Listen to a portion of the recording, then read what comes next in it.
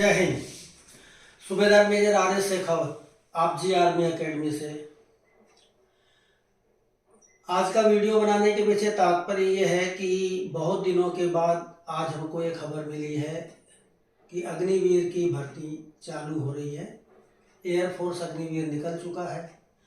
जिसको भी criteria suit करता है उनको फॉर्म भर देना चाहिए। और जो अग्निवीर के ऊपर जो भ्रांतियां चल रही हैं वो धीरे धीरे कम हो रही हैं। सरकार दोबारा रिवीजन कर रही है। 4 साल के बाद आप धैर्य रखें, जो भी आपके हित में होगा, देश के हित में होगा, उस तरह का फैसला लिया जाएगा। अभी सुनने में ये भी आ रहा है कि जो एज क्राइटेरिया है उसको भी 21 से 23 की ओर ले जाने के लिए प्रयास हो रहे हैं। जो 25% रिटेंशन है उसको 50% करने का प्रयास हो रहा है। लेकिन ये सब एक बार 4 साल के बाद देखना चाहते हैं कि उसका रिजल्ट क्या मिलता है।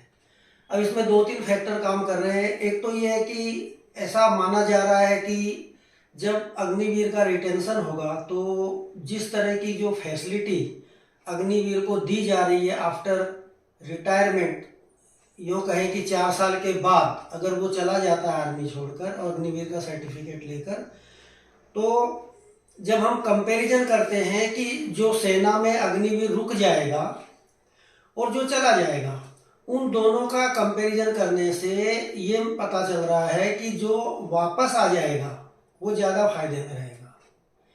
इसलिए हमारा आंकलन ये है कि जो अग्निवीर लिए गए हैं उनमें 25% शायद नहीं रुकेंगे। शायद पॉलिसी चेंज करनी पड़ेगी।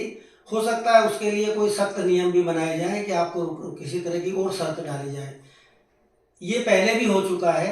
अग्निवीर टाइप स्कीम 89 से पहले हमारे यहाँ थी कि पहले जो 89 से पहले जो फौजी 5 साल सर्विस कर लेते थे उनको एक्स सर्विसमैन का दर्जा दिया जाता था और बहुत लोग प्री मैच्योर डिस्चार्ज डालने लगे थे। उसको रोकने के लिए फिर 15 साल किया गया। जो पेंशनेबल सर्विस करेंगे वही सेना के अंदर पूरा फ़ायदा उठाएंगे एक्स सर्विसमैन का। लेकिन ये अभी दोबारा आ गया है अग्निवीर के रूप में। और अग्निवीर सिर्फ हमारे देश में तो बहुत लेट लगा है। जितनी भी अच्छी आर्मियां हैं, एक से बढ़कर एक आर्मियां हैं, सभी जगह अग्निवीर को लगाया गया है बहुत पहले से। और उसका ज्वलंत उदाहरण इस समय आप ले सकते हैं, वो है इजराइल। आज अगर इजराइल में अग्निवीर स्कीम नहीं होती तो इजराइल को बहुत मुसीबत झेलनी पड़ती। कारण कि वो एक 80 लाख से 1 करोड़ की आबादी वाला देश है, उसके वो इतना सेना नहीं रख सकता। सेना आज हमारे देश में हमारे रेशियो के आधार पर देखा जाए तो सेना बहुत कम है, क्योंकि हमें आगे आने वाले समय में 2.5 फ्रंट पे लड़ना है। 2.5 फ्रंट से मेरा मतलब है, अगर हम चाइना से युद्ध करते हैं तो हमें डाउट है। डाउट क्या है? हमें पक्का भरोसा ये पाकिस्तान भी हमारे पे अटैक करेगा। और उसके बाद जो हमारे शरारती तत्व है, जो हमारे बैठे हैं देश में ही बहुरूपीय, जो हमेशा ताक में रहते हैं। आपको ताज्जुब होगा जब हमारे वीर सैनिक 1962 में युद्ध लड़ रहे थे, उस समय हमारे देश के वामपंथी विरोध कर रहे थे। ये हमारे देश का दुर्भाग्य है। वही वामपंथी आज भी केरल में सरकार बना के बैठे हैं। इस तरह के लोग हमारे ही देश में पाए जाते हैं। पूरा मैंने मिलिट्री हिस्ट्री पढ़ा है। पूरे संसार की मिलिट्री हिस्ट्री में 2-3 बातें अजीबोगरीब हैं जो सिर्फ भारत में पाई जाती हैं। नंबर 1, हमारा एक ऐसा देश है जहां आक्रांता आए, अंग्रेज या मुगल, वो सेना लेके नहीं आए। उनको सेना लाने की जरूरत नहीं पड़ी। वो यहाँ पर आए, उन्होंने यहाँ का माहौल देखा।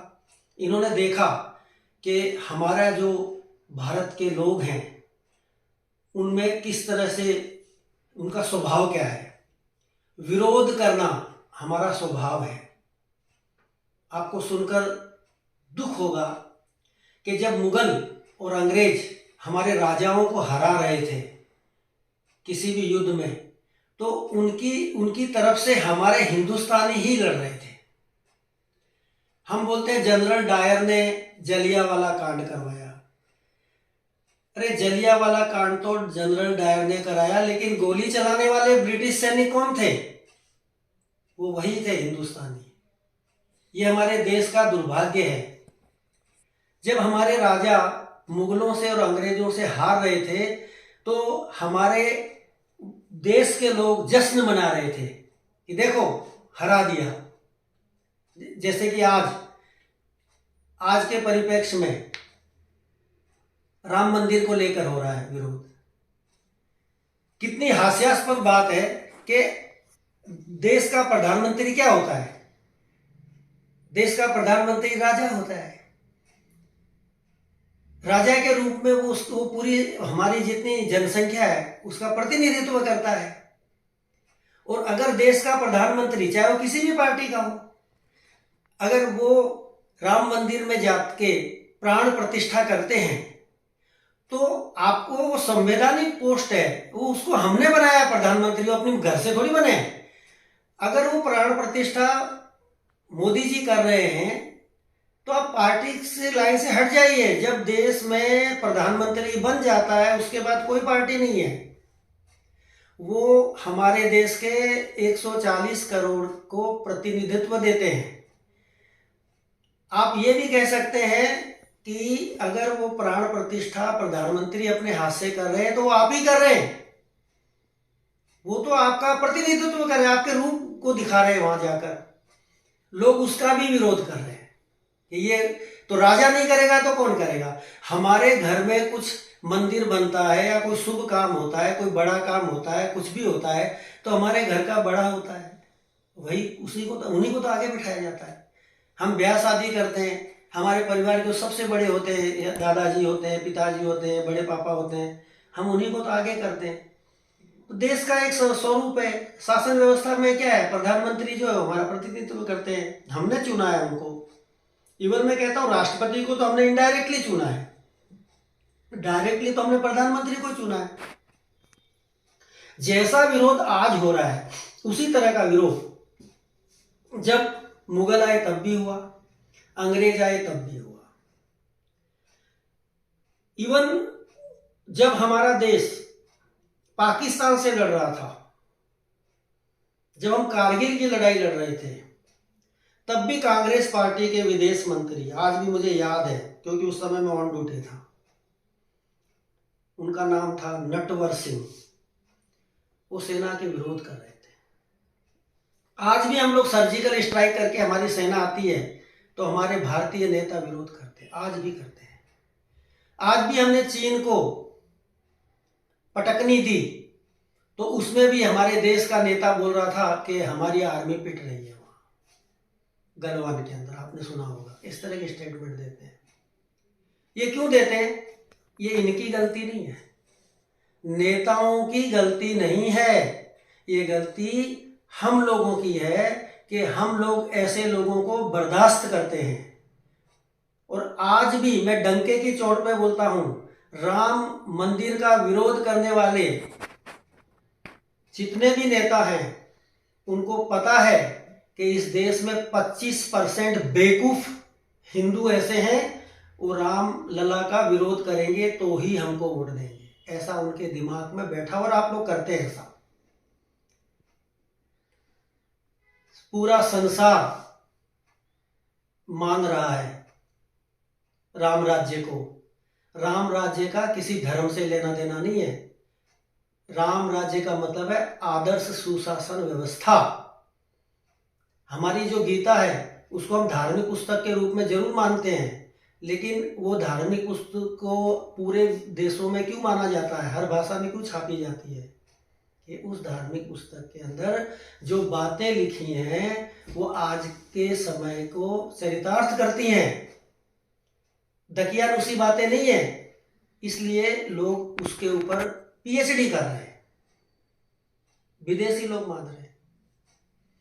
मैं आप सबसे निवेदन करना चाहता हूं कि कोई भी पॉलिसी और अब तो ऐसा हो गया है हमारे देश में कि अगर सरकार कोई भी योजना घोषित करे और आपको सिर्फ ये योजना अच्छी है या बुरी इसका पता लगाने का मैं आपको एक पैरामीटर देता हूं जोरदार। आप देखिए कि उस योजना का विपक्ष विरोध कर रहा है। अगर विपक्ष विरोध करता है तो समझ लो योजना बढ़िया होगी, तभी ये विरोध कर रहे हैं। कारण ये है कि हमारी लोकतांत्रिक व्यवस्था के अंदर वोट बैंक की राजनीति है। और मैं तो ये मेरे उन पर भी दया आती है, अगर ये विपक्ष के नेता लोग हैं, अगर ये मोदी जी की बढ़ाई करेंगे या सरकार की बढ़ाई करेंगे तो इनको वोट कौन देगा।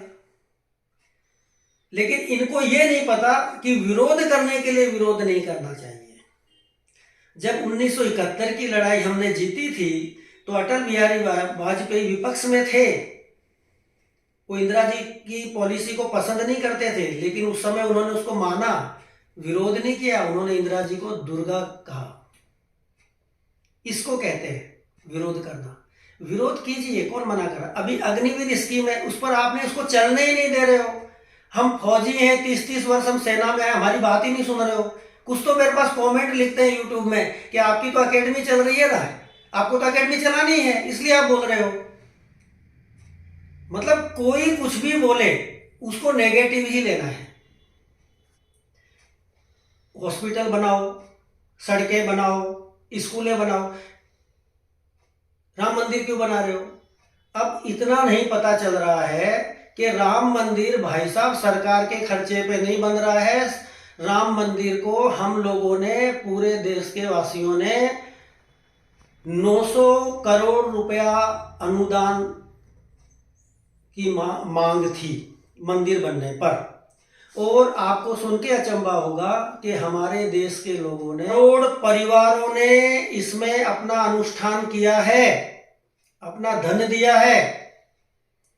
और उसके अलावा दुनिया की भर से, हर राज्य से जो अभी अब कल तक आज भी आएंगी 22 तक आगे तक अलग से जो चीजें आ रही है वो अलग है। कोई दीपक आ रहा है, कोई सिंहासन आ रहा है, कोई कुछ आ रहा है, कोई अगरबत्ती आ रही है, वो सब अलग, उनको तो हम जोड़ ही नहीं रहे।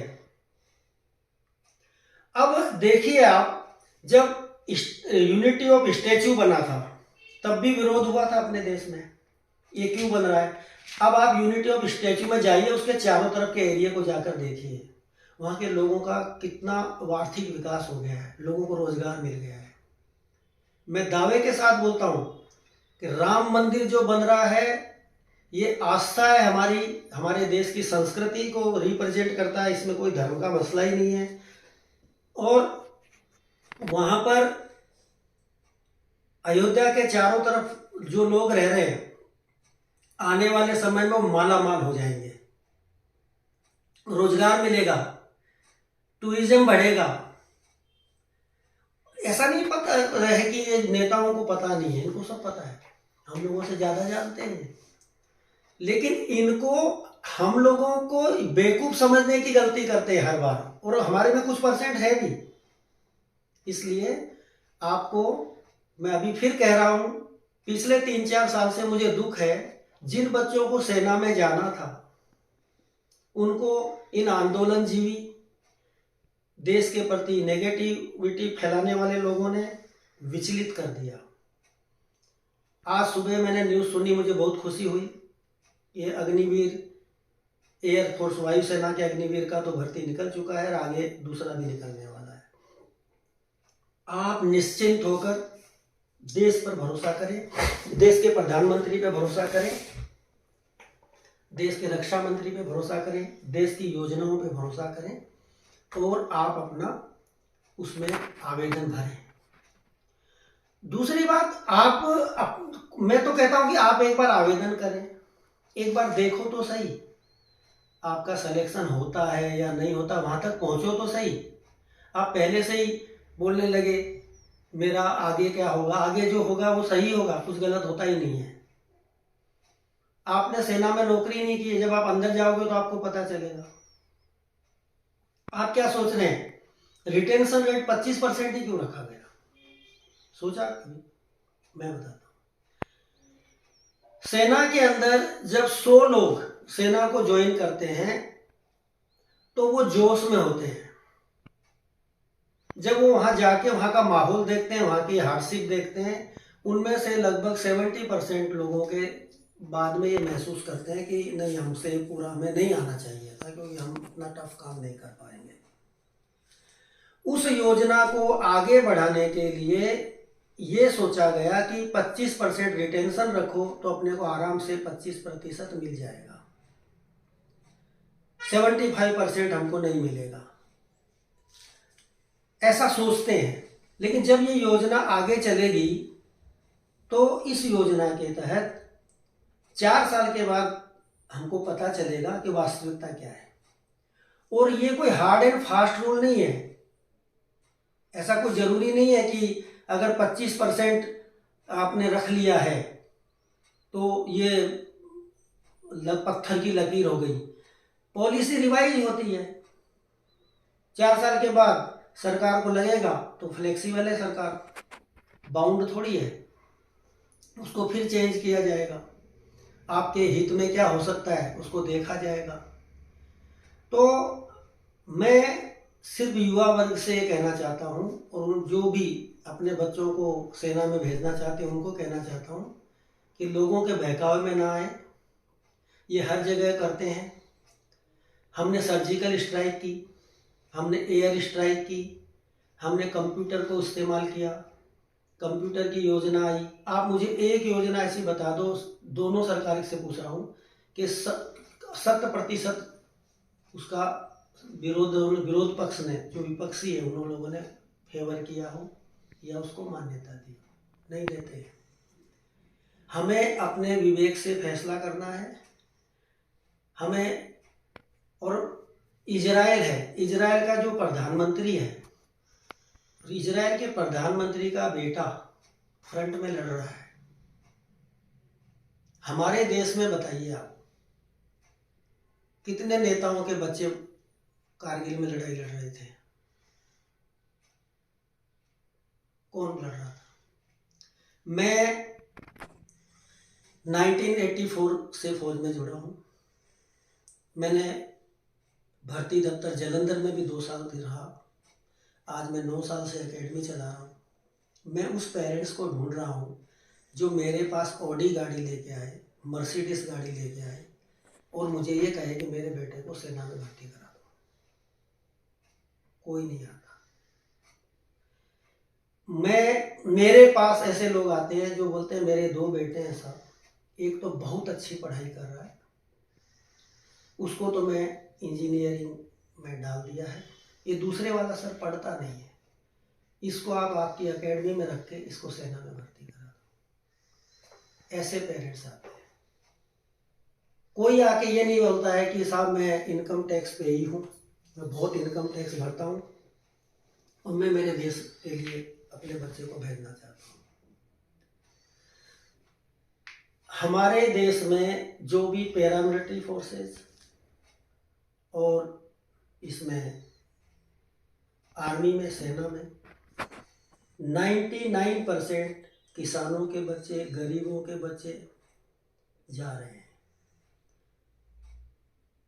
जो खाते पीते हैं, बढ़िया पैसा है जिनके पास, जिनके बच्चे तेज तर्रार हैं, वो सेना में नहीं जाते। इसीलिए सेना के प्रति जो भी कानून कायदे बनते हैं उनमें उनका प्रतिनिधित्व भी नहीं होता। आज आप कंपलसरी कर दीजिए, अग्निवीर को 100% लागू कर दो, फिर देखते हैं। जिसने एसएलआर नहीं उठाई, जिसको ये नहीं पता एलएनजी और एसएलआर में क्या फर्क है, हमारे देश में रक्षा मंत्री बनता है। और अभी तो अच्छा हुआ सीडीएस आ गया, नहीं डिफेंस सचिव बनता है, आईएएस अफसर, जिसको सेना की एबीसी नहीं पता। और वो हमारे जनरल साहब को जो एनडीए कमीशन लेके आते हैं, 16 साल में, वो 16.5 साल में एनडीए क्लियर करके वो अपनी खड़क वासला में ट्रेनिंग पूरी करते हैं और जनरल बनते बनते उनकी उम्र 58 साल हो जाती है और वो 60 ईयर तक वो वहाँ पर सर्विस करते हैं। और युद्ध के दौरान, पॉलिसी के दौरान उनको कौन है? जो रक्षा का जो डिफेंस सचिव है, जिसको आर्मी के बारे में कुछ पता नहीं है, उनसे वो आदेश लेगा युद्ध कैसे करना है। हमारे देश की जितनी डिफेंस पॉलिसी बनती है वो आदमी बनाता है जो सेना में कभी था ही नहीं। हमारा पे कमीशन जब डिक्लेयर होता है, पे कमीशन के अंदर भी सारे अधिकारियों को बिठाया जाता है। कभी भी क्लास 2 अफसर जैसे कि जो उनके प्रतिनिधित्व हैं, जैसे कांस्टेबल है, सिपाही है, जेसीओ है, इंस्पेक्टर है, इस लेवल के जो लोग हैं गजेटेड क्लास 2 अफसर, उनका कोई प्रतिनिधित्व नहीं होता। उनसे पॉलिसियों में फर्क पड़ता है। रक्षा सौदे हमें करने होते हैं तो जिसको ये नहीं पता कि रिवॉल्वर और पिस्टल में क्या फर्क है, वो वहां पर मीटिंग करता है जाके कि हमको ये हथियार लेना, ये कैसे चलेगा, इसका क्या प्रभाव पड़ेगा। ये हमारे देश की हालत है। अब हमारे देश को, पहले की सरकारों को जब बताया गया कि एयरफोर्स, नेवी और थल सेना, इसको तालमेल बिठाने के लिए हमको एक, पहले क्या होता था, एयरफोर्स, नेवी और थल सेना का chief of the army staff होते थे, उनके ऊपर डिफेंस सेक्रेटरी रख दिया गया। वो उनसे आदेश लेगा लड़ाई के टाइम। अब भला हो इस सरकार का, इन्होंने सीडीएस रखा। सीडीएस के नीचे 3 जनरल होंगे, वो सीडीएस को रिपोर्ट करेंगे और वो सीडीएस आर्मी का जनरल ही होगा, एडमिरल होंगे, जो भी होंगे, वो सरकार का मतलब उसमें हमें कुछ नहीं बोलना। वो अनुभवी होंगे और जो उनके नीचे चीफ हैं उनको उनके तजुर्बे पे कोई शक नहीं होगा, तो तालमेल अच्छा बैठेगा उस पॉलिसी को आगे बढ़ाने में। तो इस तरह की पॉलिसी धीरे धीरे आएंगी, डे बाय डे आएंगी। सरकारें बदलती हैं तब कुछ फर्क पड़ता है। तो आप, कोई भी कानून सरकार बनाती है, कोई भी पॉलिसी बनाती है, हम लोगों को पहले उस पॉलिसी को ग्राउंड पर देखना चाहिए। नेताओं के बयान सुनकर फालतू में परेशान होने की जरूरत नहीं है। आप उसको देखो। और मैं आपको दावे के साथ कहता हूँ, हमारी एकेडमी के अग्निवीर जितने भी गए हैं उनमें 100% मुझे ये कह रहे हैं कि सर हम 4 साल के बाद वहाँ रोकने से भी नहीं रुकने वाले हैं, क्योंकि हम बाहर आके बढ़िया जॉब अपॉर्चुनिटी हमको है। ये तो मेरे कैडेट कह रहे हैं जो जिनको मैंने एनरोल करवाया है। भरोसा रखिए, अभी भर्ती निकली है, जोश में लग जाइए। किसी को कोई मदद चाहिए तो हमारे नंबर पे बात करें, आपको किसी भी तरह की मदद हम करेंगे। आप एकेडमी ज्वाइन नहीं करते हैं, कोई बात नहीं, मैं अपना नंबर दे रहा हूँ, आप उस नंबर पे कभी भी बात करें, 10 से 1:30 के बीच में बात करें, मैं आपको फ्री काउंसलिंग करूँगा। मेरा नंबर नोट करें और मैं इस वीडियो में भी चलाऊँगा मेरे नंबर। मेरा नंबर है 8511487777। रिपीट कर रहा हूँ, 8511487777। सूबेदार मेजर RS शेखावत, आप जी आर्मी एकेडमी, वडोदरा, गुजरात। जय हिंद, जय भारत।